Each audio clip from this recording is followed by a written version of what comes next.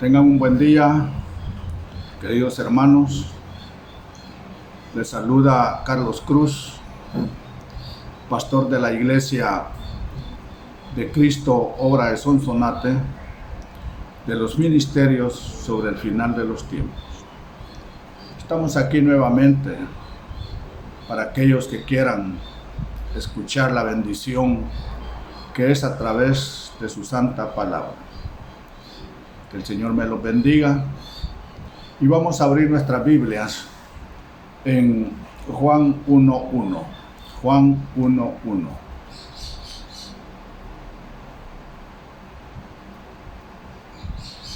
Dice la palabra del Señor: en el principio existía el Verbo, y el Verbo estaba con Dios, y el Verbo era Dios. Él estaba en el principio con Dios.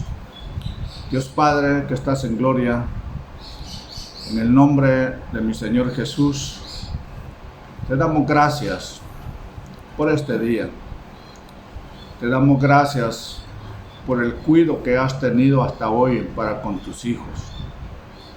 Te damos gracias por las bendiciones recibidas hasta este día. Te doy gracias en lo particular porque estoy aquí compartiendo tu palabra. Ministra el corazón de cada uno de los oyentes.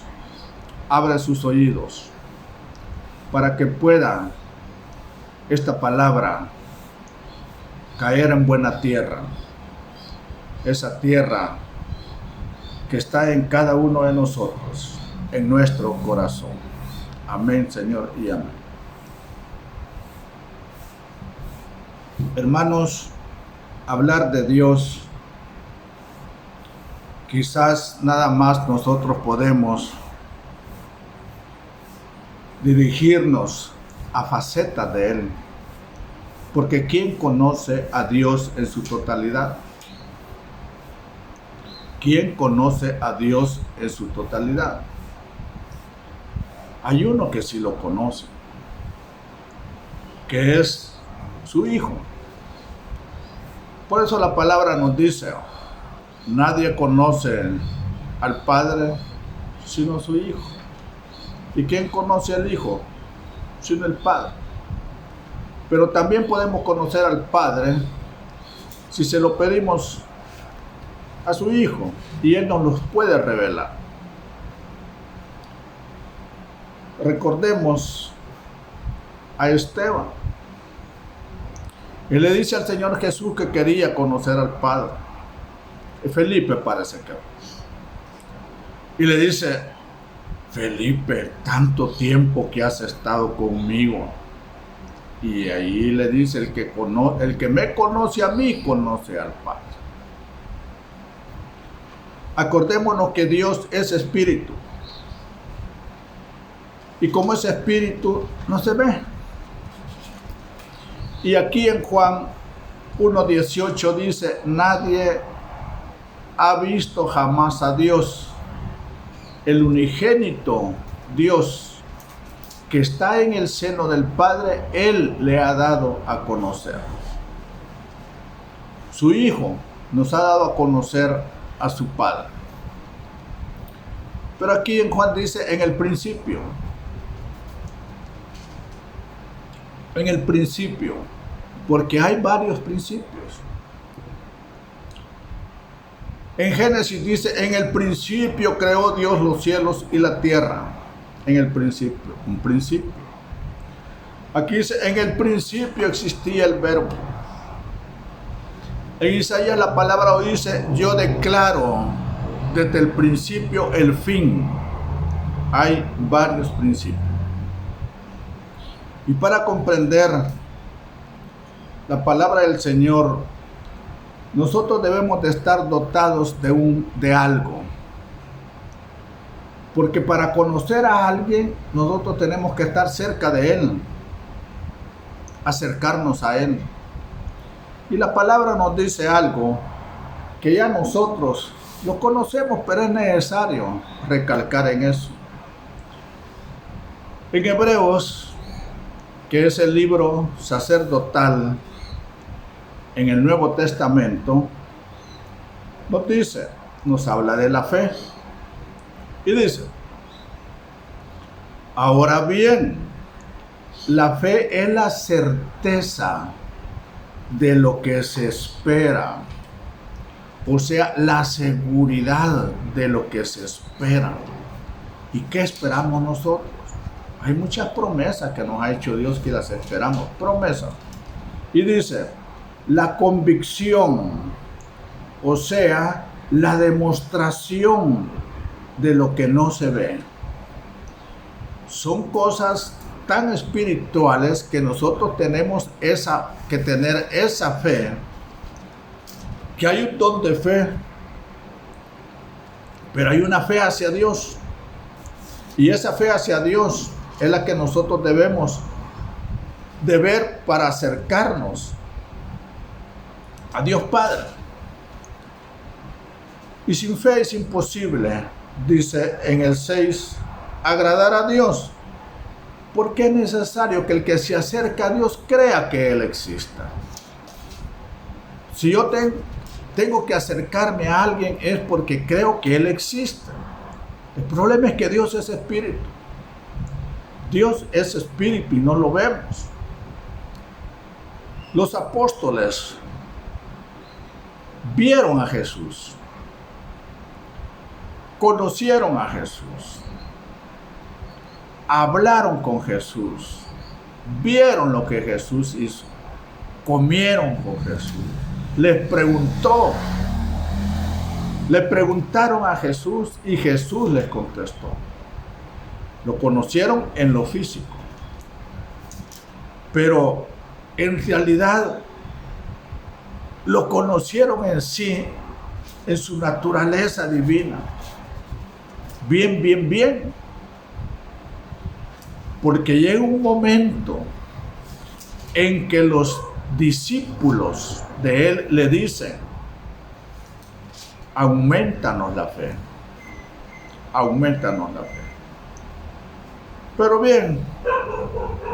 Pero aquí dice de que debemos de tener una seguridad en que ahí está Él y que Él nos ha dado muchas promesas.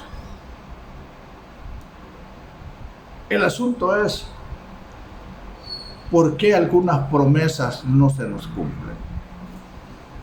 Nosotros no vemos al Padre, pero aquí cuando dice que en el principio existía el Verbo y el Verbo era Dios,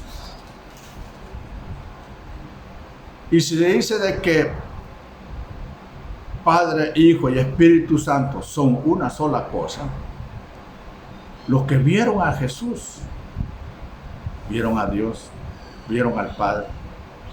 Es que estas cosas, acordémonos de Felipe, tanto tiempo has estado conmigo, el que me ha visto a mí, ha visto al Padre.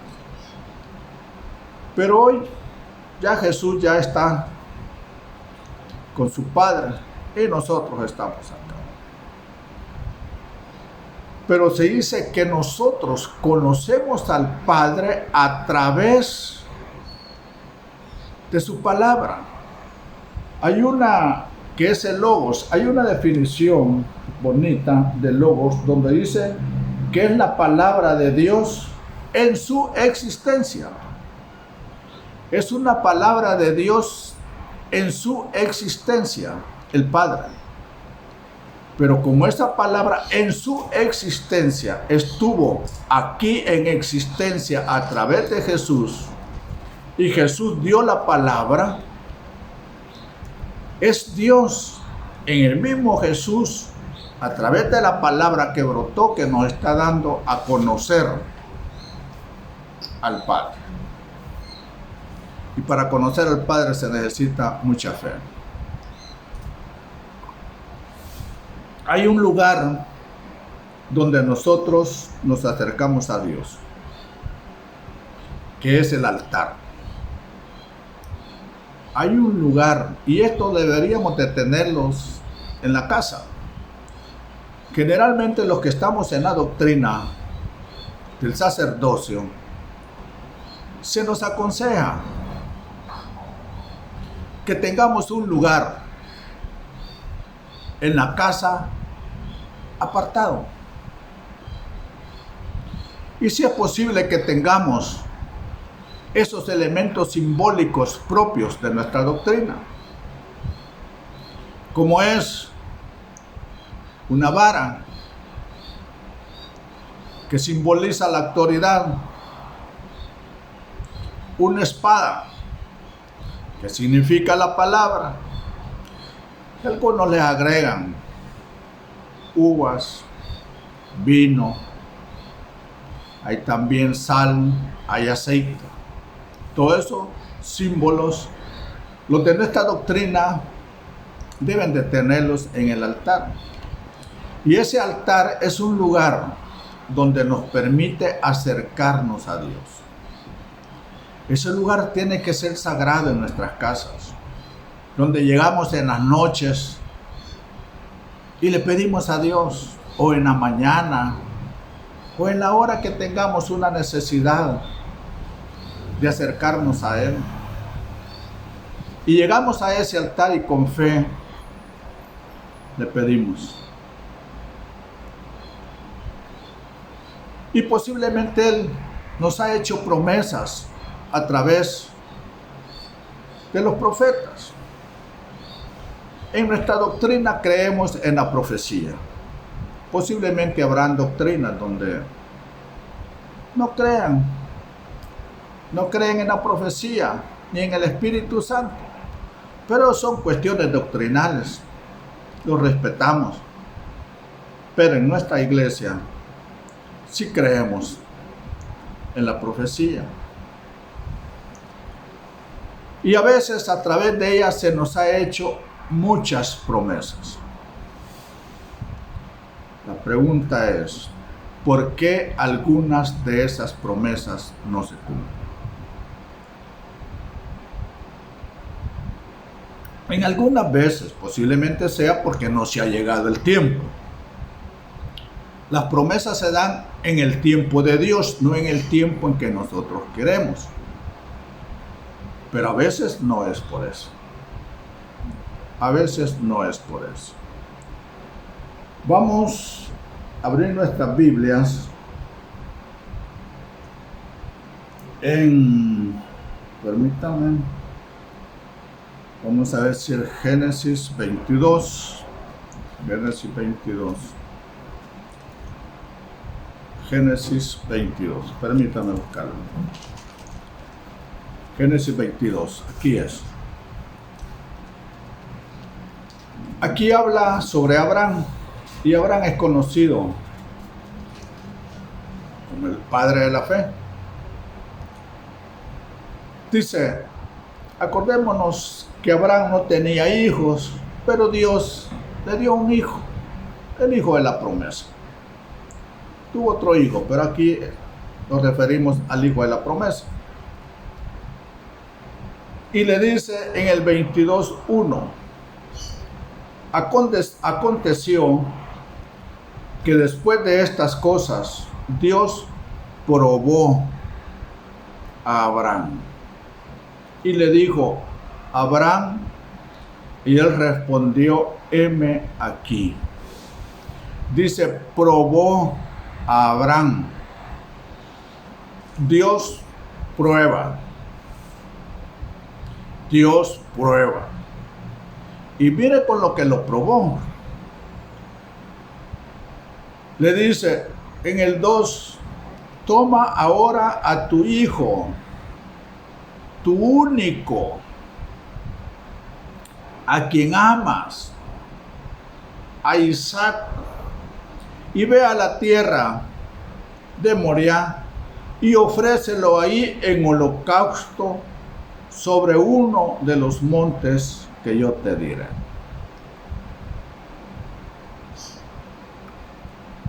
¿Y cuál fue la respuesta de Abraham?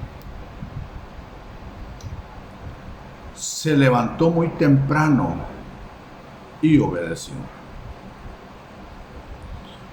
Él no anduvo preguntándose, Señor,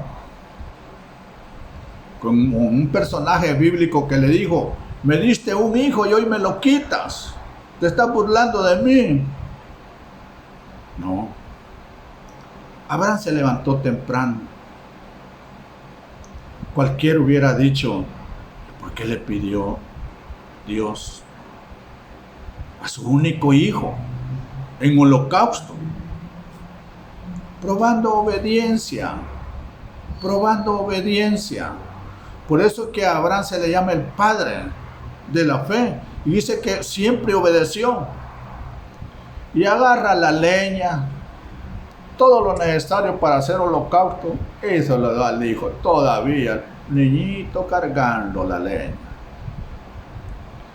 Y llega un momento que el niño le dice a Isaac, papá, pero ¿y el corderito? Ay, hijo, le dice, Dios va a proveer, no te preocupes. Pues también el hijo no le anduvo diciendo, ayúdame, voy cargando esto y hemos caminado. Callados. Es que a veces es mejor callar. ¿Y qué habrá pensado Abraham? Tiene razón mi hijo, pero como era un hombre de fe, él iba caminando con esa fe propia de él. Y cuando llegan, nada de corderito, ni de ovejita. Y dice la palabra del Señor que Abraham hizo un altar, puso a su hijo en el altar, levantó su cuchillo y lo iba a sacrificar. Cuando vino la voz de Dios.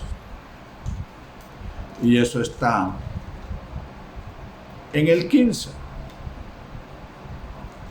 Se le aparece el Señor, le habla el Señor a través del ángel. Y le dice, por segunda vez, ya le habló la primera vez cuando le dijo, levántate, ofrece a tu hijo. El ángel del Señor en el 15 dice, llamó a Abraham por segunda vez desde el cielo y dijo, por mí mismo he jurado, declara el Señor, que por cuanto has hecho esto y no me has rehusado tu hijo, tu único, de cierto te bendeciré grandemente y multiplicaré en gran manera tu descendencia como las estrellas del cielo y como la arena en la orilla del mar. Y tu descendencia poseerá la puerta de tus enemigos. Y en tu simiente serán bendecidos todas las naciones de la tierra, porque tú has obedecido mi voz. ¿Dónde hizo el ofrecimiento de su hijo Abraham a Dios? En el altar. Cuando nosotros llegamos con una fe grande en el altar y ofrecemos ahí nuestras ofrendas, Dios nos bendice. Sin preguntar nada, sabemos que es una promesa de Dios, que al altar nosotros vamos para ofrecer algo. En las iglesias hay un altar. En las iglesias se dan ofrendas, se dan diezmos. Sabemos que también se ofrecen sacrificios, pero son espirituales. Pero dentro de esas ofrendas espirituales está la aportación material.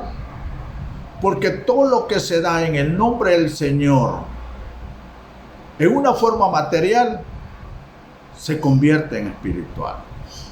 O ya no se van a sacrificar animales. Hay otros sacrificios. Andar en amor, hacer el bien, pero no descarta la ofrenda material.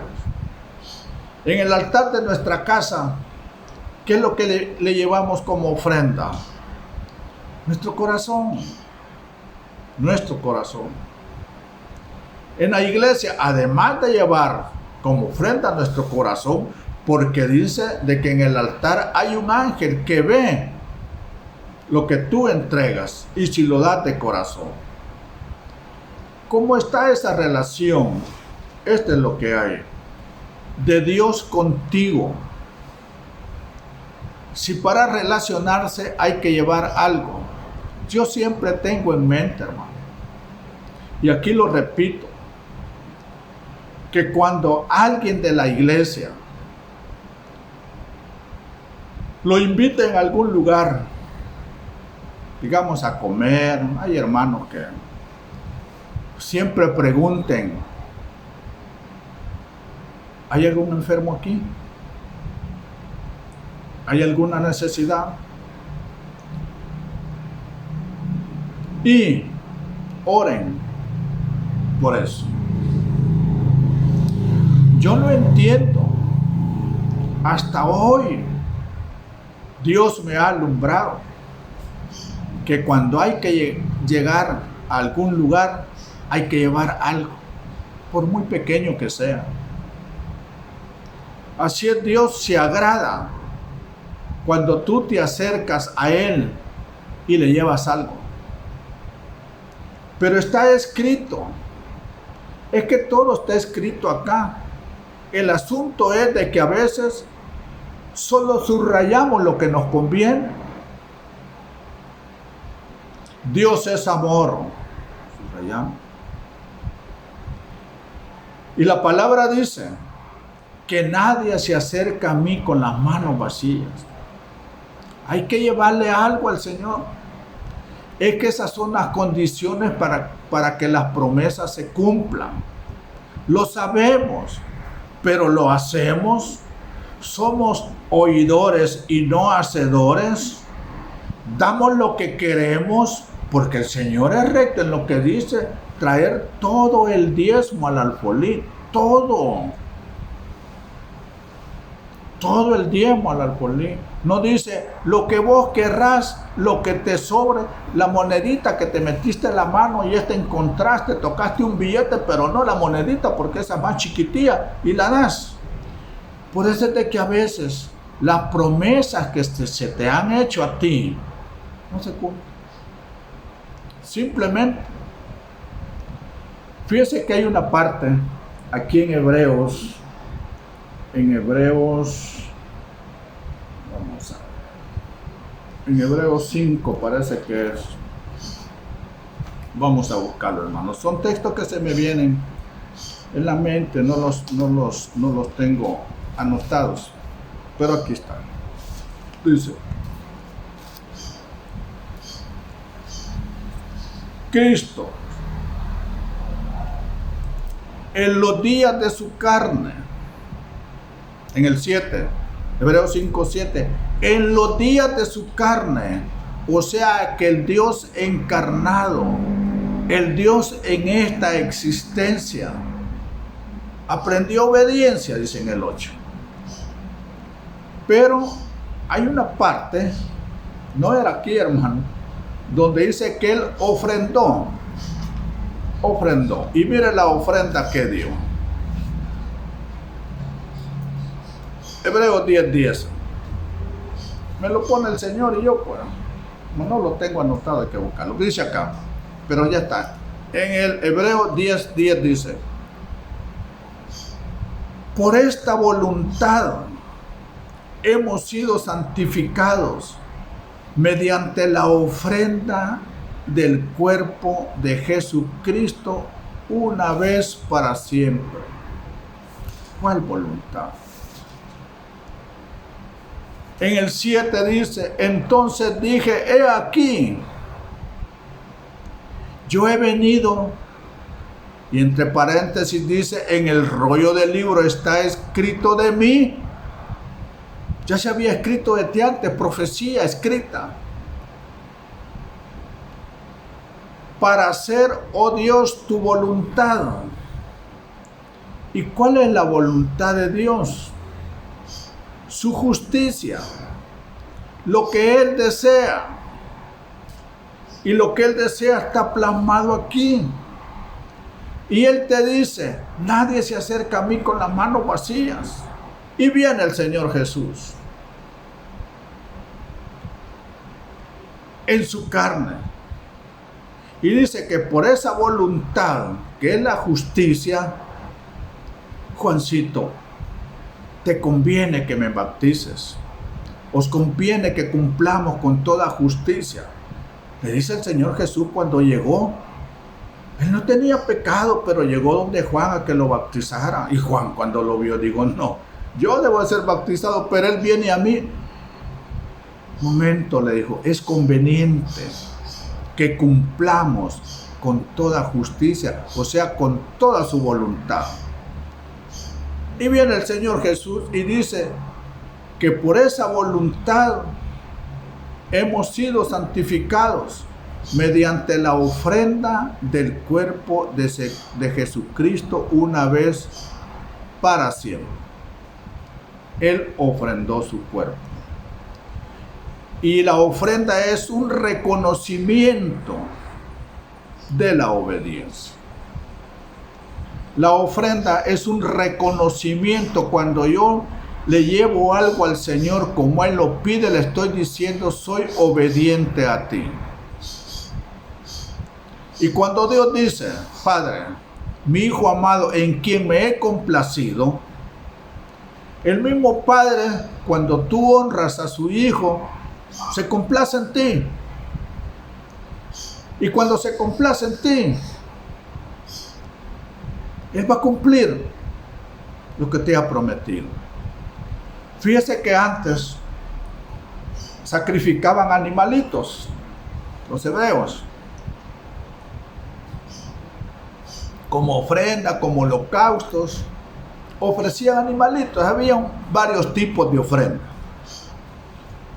pero ofrecían un animalito, lo mataban, pero compraban ese animalito, lo compraban para sacrificar. ¿Usted cree que el animalito iba a ir él tranquilo a que lo mataran? No lo llevaban ahí. Pero es que hay ciertas tipificaciones, simbolismos en todo lo que está en la Biblia. Generalmente pedían un animal sin defecto, de cierta edad, perfecto. Lo compraban, perfecto. Lo compraban y lo llevaban. Y generalmente el corderito no sabe para dónde va. A él lo llevan al sacrificio. El corderito lo compraron. Todo lo contrario con el Señor Jesús. A Él no lo compraron. Él de su voluntad se ofreció a sí mismo por todos nosotros. E igual con el corderito, que cuando lo llevan al holocausto, va calladito. Así también el Señor Jesús dice que no abrió su boca. No anduvo diciendo, yo que tantas cosas buenas que he hecho con esto me pagan. No, Él sabía que esa ofrenda que estaba haciendo era por complacer a su Padre. Era por redimir la creación. Iba calladito. A veces es mejor ser callado. ¿Se han fijado ustedes si hacen una comparación con un puerco? Con un puerco, con un tunco. El corderito va callado al matadero, pero el tunco a veces ni lo llevan al matadero y ahí va. ¡Ay, ay, ay, ay, ay! Ni lo llevan a matar y ahí va chillando, quejándose. Pues de que dice la palabra que no hay que echarle pelas a los cerdos. Hay personas, es que mire, las comparaciones son bien tremendas, hermano. Hay gente que desecha la palabra de Dios. Hay gente que no valoriza la palabra de Dios. De eso se habló el domingo. Desechar, hacer de un lado lo que Dios ha decretado. Ejemplo, Saúl desechó la palabra del Señor. Y como lo desechó, Dios también lo desechó. Lo hizo de un lado.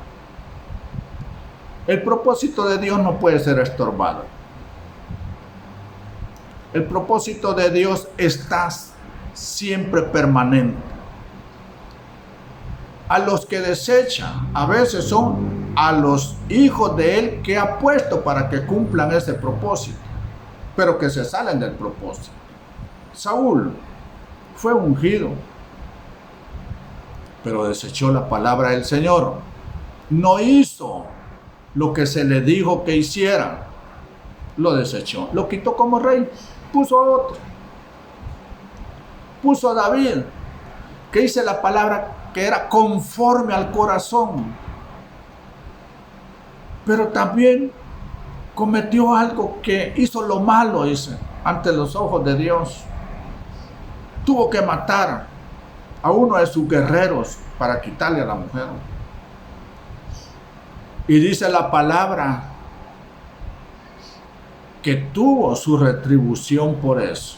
Llegó un profeta y le dijo: por cuanto has no desechado, sino que él no le dio valor a la palabra. Y era conforme al corazón de Dios. Pero es que cuando dice conforme al corazón de Dios, ni Samuel ni David eran perfectos. Nadie es perfecto excepto el Hijo de Dios, porque tiene su naturaleza. ¿Y por qué Dios es perfecto? David cometió errores, pero era conforme al corazón. ¿Por qué se dice que era conforme al corazón? Porque cuando Dios le daba una orden, la cumplía. Eso no era como Saúl. La cumplía. Cuando Dios le decía algo, lo cumplía. Por eso fue un triunfador. Mire, tanto Saúl como David fueron guerreros valientes. Solo que Saúl triunfó muchas veces, pero quizás ya después se elevó mucho y dijo: es que, mi hermano, cuando Dios de ciertas características, desde que Saúl era hermoso, David también era de buen parecer, pero los dos fallaron. Pero David no falló cuando Dios le habló, falló en las relaciones, digamos, con su familia. Fracasó. Nunca disciplinó a sus hijos. Nunca disciplinó a sus hijos.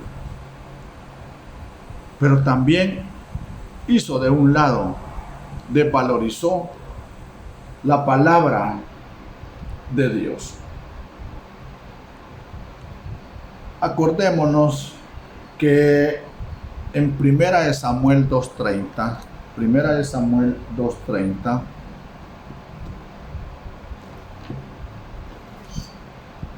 está una mujercita que se llama Ana. Esta Ana no tenía hijos. O sea, la idea, la historia más o menos es así. Y era la esposa de Elcana. Pero Elcana tenía otra mujer. Y la otra mujer le dio hijos. Pero Ana no. Pero Ana hizo algo. Siempre subían a adorar al Señor. Pero siempre que llegaba Ana al templo, le pedía a Dios. E hizo, dice la palabra, en el Samuel 1:11, hizo un voto. Hizo una promesa. Y ella solita, la historia sabe de que con qué dolor le había dicho: Señor, yo te pido esto, y balbuceaba, dice. Y ahí estaba Samuel, y la vio y le pensó que estaba borracha, y llegó a hablar con ella. Pero Ana le respondió: no, Señor mío, en el 1:15, primera de Samuel, soy una mujer angustiada en espíritu. No he bebido vino ni licor, sino que he derramado mi alma delante del Señor. Y le dice: no tengas a tu sierva como indigna, como una borracha, en otras palabras. Y mire lo que le respondió Elí: ve en paz, y que el Dios de Israel te conceda la petición que le has hecho. Ve en paz, hija. Y que el Dios de Israel te conceda la petición que le has hecho. Acordémonos que a nosotros se nos habla de recompensa de profeta y recompensa del profeta.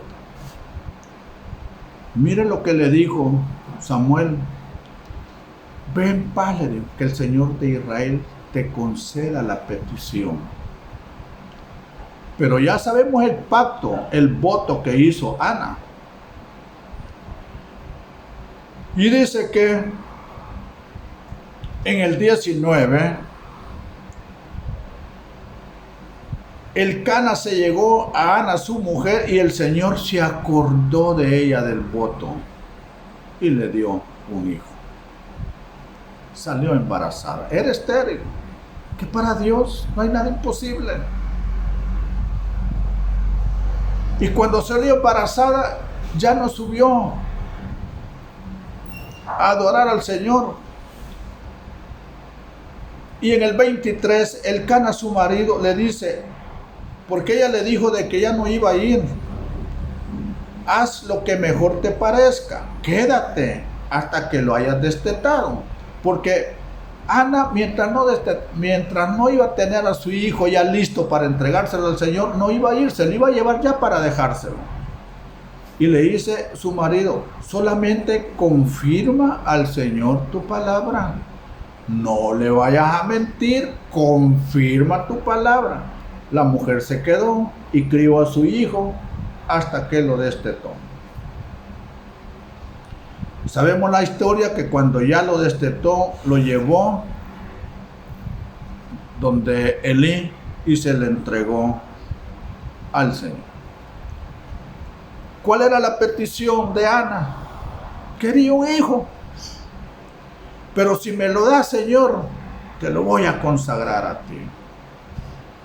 No creo que lo haya hecho le voy a demostrar a esta otra mujer que yo también puedo tener hijos. Sabemos que en esos tiempos el no tener hijos era como una maldición. Pero él hizo un voto al Señor. Y dice, vamos a ver si lo tenemos, donde le dio más hijos. 2:21 dice. Bueno, aquí dice nada más que Elí era ya anciano, ya viejo, y vamos a buscar donde le dice de que le dio más hijos. El asunto es de que no solo le dio a Samuel, sino dice que le dio 3 hijos más y 2 hijas más, súper bendecida. Pero ¿por qué fue súper bendecida? Súper bendecida. Porque cumplió su voto. Es que el asunto está en cumplir lo que Dios nos demanda o que cumplamos lo que nosotros le prometemos.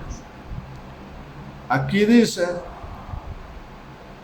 entonces Elí bendecía a Elcana y a su mujer y decía, que el Señor te dé hijos. Miren con la bendición que le hizo.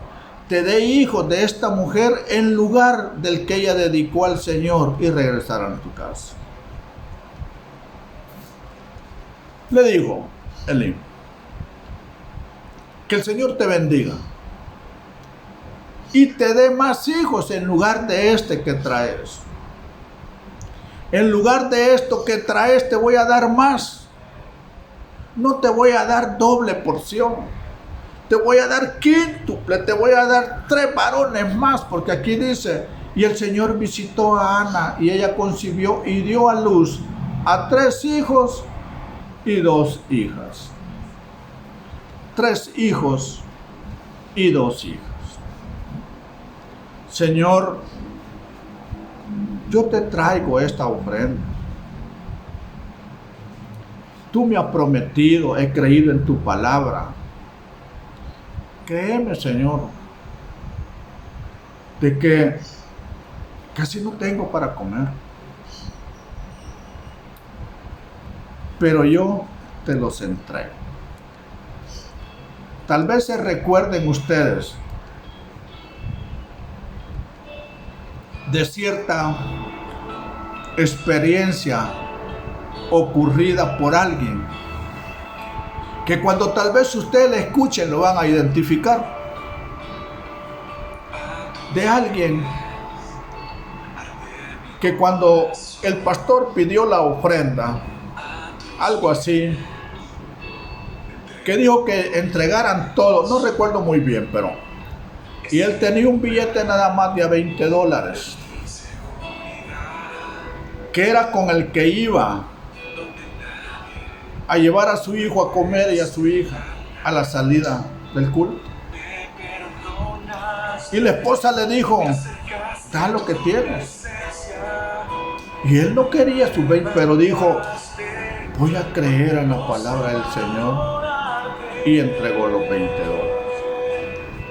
Y todavía él dice que allá van, dijo, los hot dogs con que iba a invitar a mis hijos y a mi esposa.